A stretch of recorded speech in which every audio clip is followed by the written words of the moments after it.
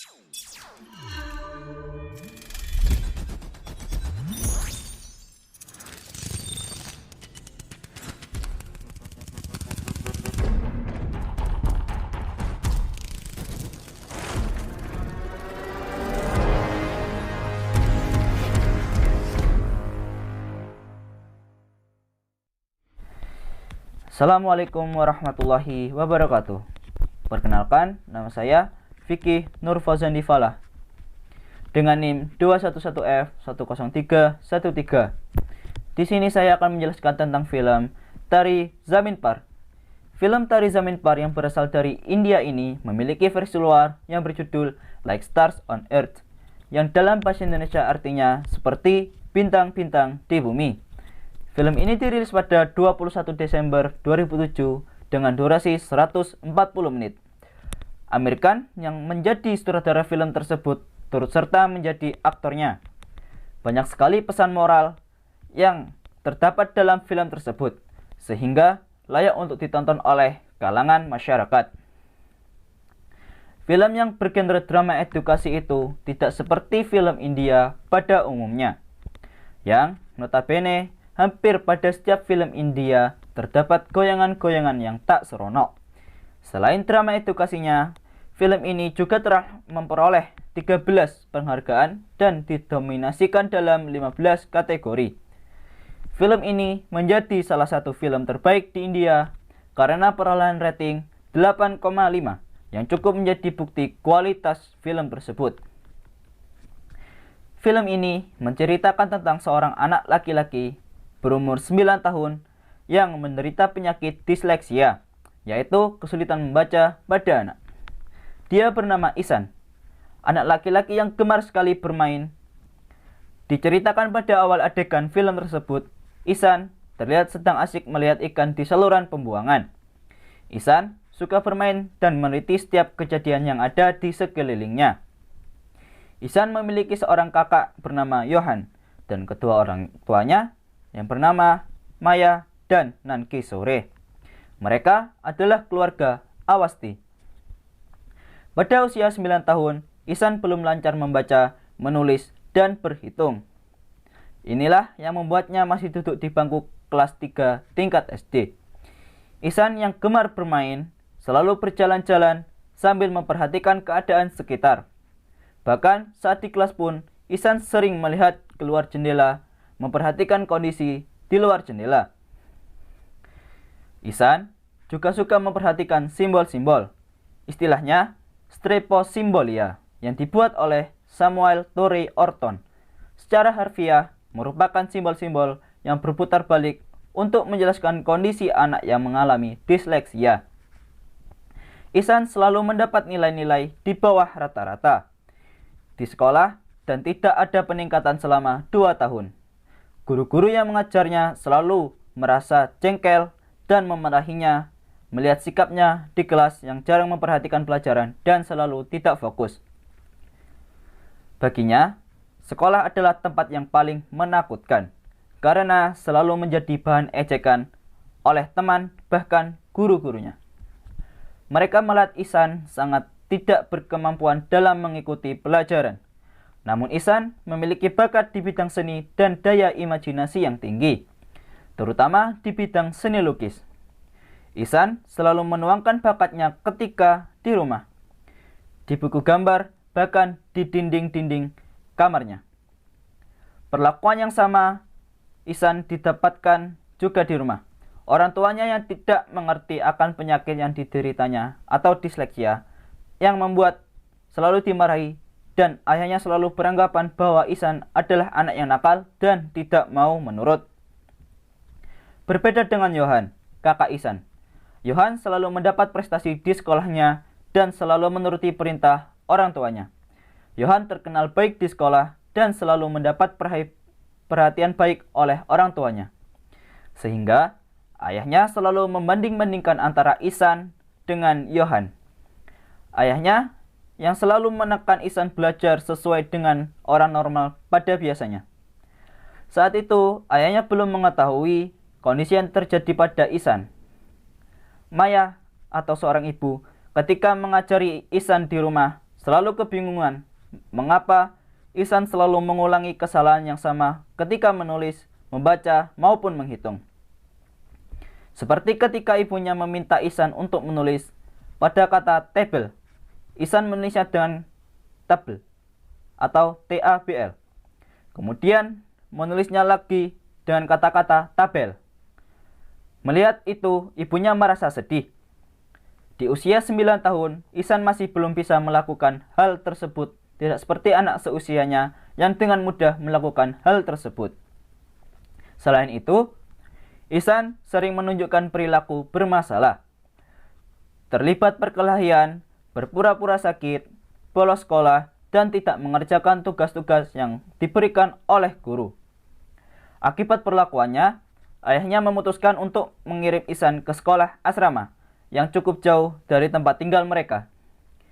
Ketika mengetahui niat itu, Ihsan bersikeras untuk menolaknya. Ayahnya tidak juga mendengar sikap penolakan Ihsan, sampai Ihsan meminta tolong kepada ibunya agar membantunya menyampaikan sikap penolakannya itu. Namun, usahanya itu tidak membuahkan hasil. Ihsan tetap diberangkatkan ke asrama dan berpisah dengan keluarganya.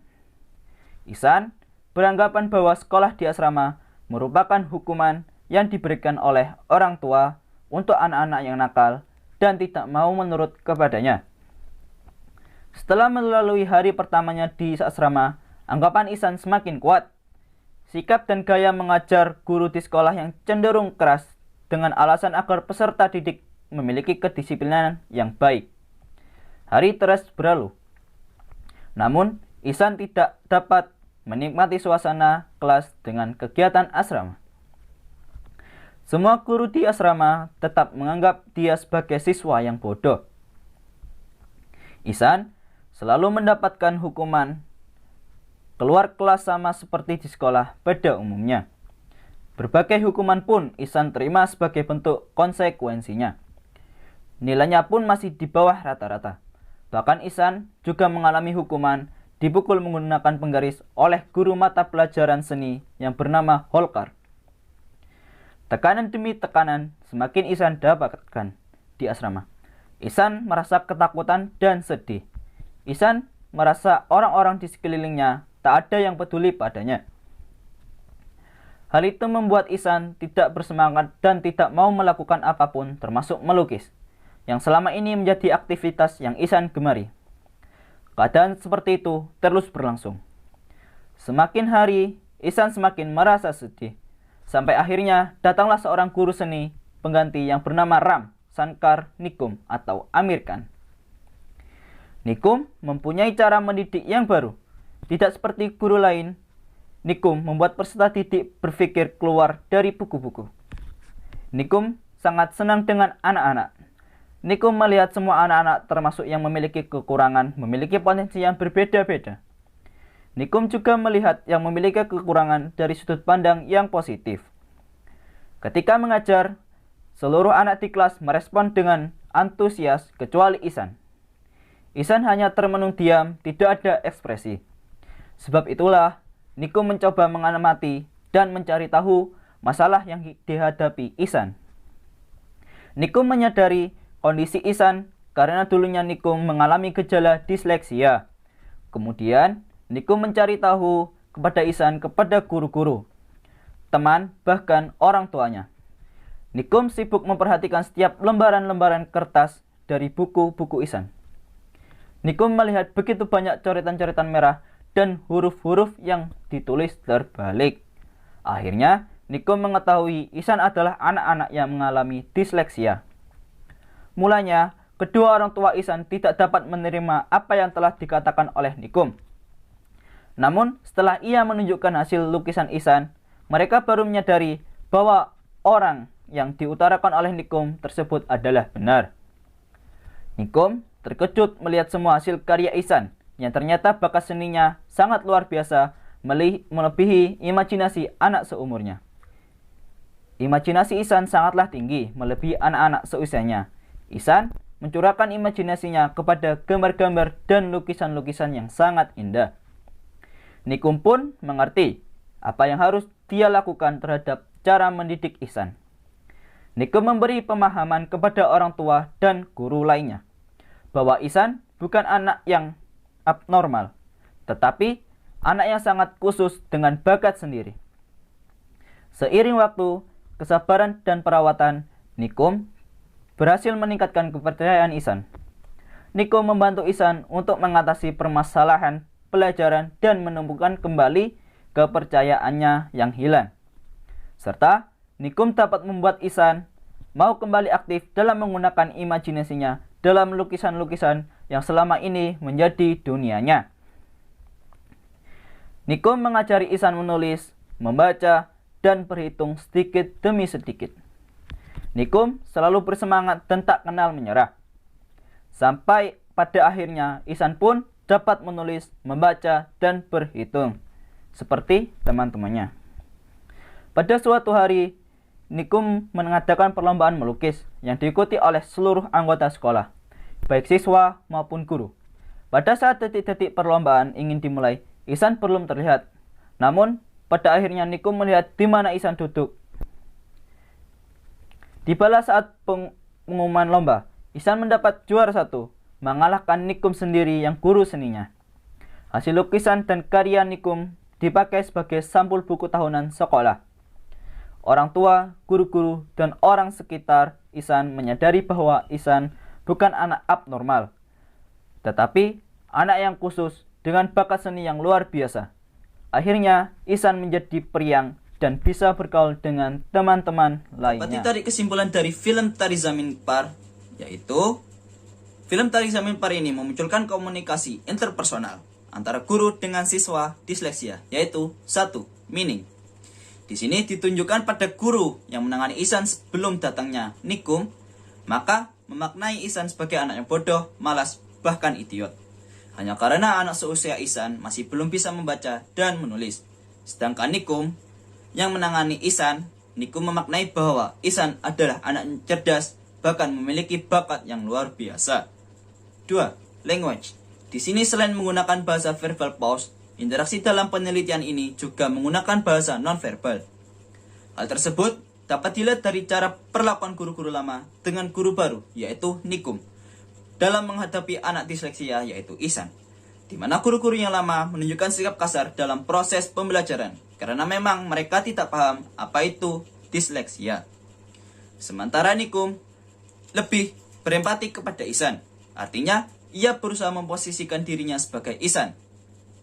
Di sisi lain, Ram juga mempunyai riwayat terkena disleksia saat ia kecil, sehingga dalam mengajar, Ram menggunakan metode-metode khusus dalam menangani Ihsan.